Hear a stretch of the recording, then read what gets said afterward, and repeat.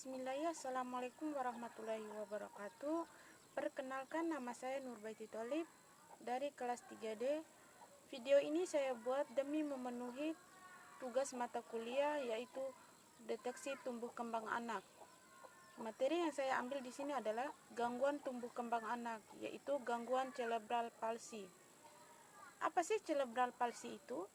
Cerebral palsy atau lumpuh otak adalah penyakit yang menyebabkan seseorang memiliki keterbatasan dalam pergerakan koordinasi tubuhnya.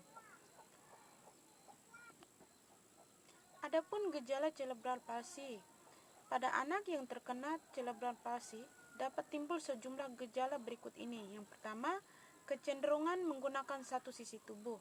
Misalnya menyeret salah satu tungkai saat merangkak atau menggapai sesuatu hanya dengan satu tangan. Yang kedua, terlambatnya perkembangan kemampuan gerak atau motorik, seperti merangkak atau duduk. Yang ketiga, kesulitan melakukan gerakan yang tepat, misalnya saat mengambil suatu benda. Yang keempat, gangguan penglihatan dan pendengaran. Yang kelima, gaya berjalan yang tidak normal, seperti berjinjit, menyilang, misalnya gunting atau dengan tungkai terbuka lebar. Yang keenam, otot kaku atau malah sangat lunglai. Yang ketujuh, tremor. Yang kedelapan, gerakan menggeliat yang tidak terkontrol atau atetosis. Yang kesembilan, kurang merespon terhadap sentuhan atau rasa nyeri. Yang kesepuluh, masih mengompol walaupun usianya sudah lebih besar akibat tidak menahan kencing. Yang ke-11, gangguan kecerdasan. Yang ke-12, gangguan berbicara atau disartria. Yang ke-13, kesulitan dalam menelan. Yang ke-14, terus-menerus mengeluarkan air liur atau. Apa sih penyebab cerebral palsy? Penyebab cerebral palsy adalah cedera otak atau masalah yang terjadi selama kehamilan, kelahiran, atau dalam usia 2-3 tahun kehidupan seorang anak. Berikut ini penyebab cerebral palsy lainnya. Yang pertama, masalah kelahiran prematur.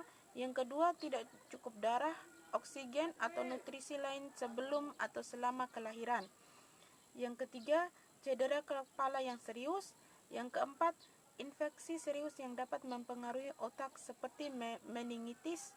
Yang kelima, beberapa masalah menurun dari orang tua ke anak atau kondisi genetik yang mempengaruhi perkembangan otak anak. Berikutnya adalah faktor risiko cerebral palsy. Ada banyak faktor risiko yang meningkatkan risiko cerebral palsy, seperti ibu mengalami cedera atau infeksi selama kehamilan. Yang kedua, anak tidak mendapatkan cukup oksigen di dalam kandungan.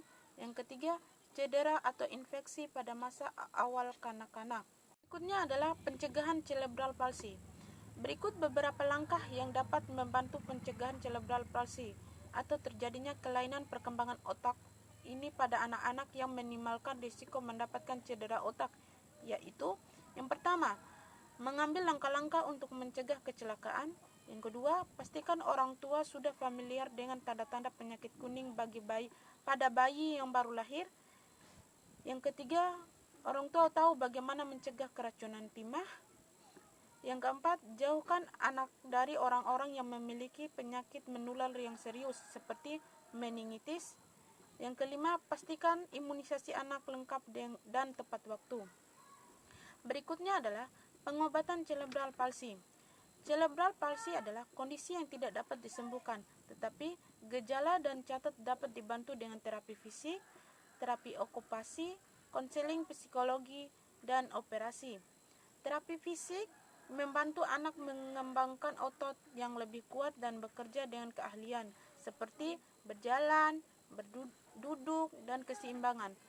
Alat tertentu misalnya penyangga logam untuk kaki atau pembebat mungkin juga bermanfaat bagi anak.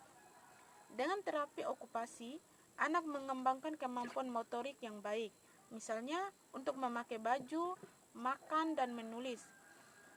Terapi bicara dan bahasa membantu anak dengan kemampuan berbicara. Anak dan keluarga yang dibantu dengan pendukung, pendidikan khusus, dan servis yang terkait.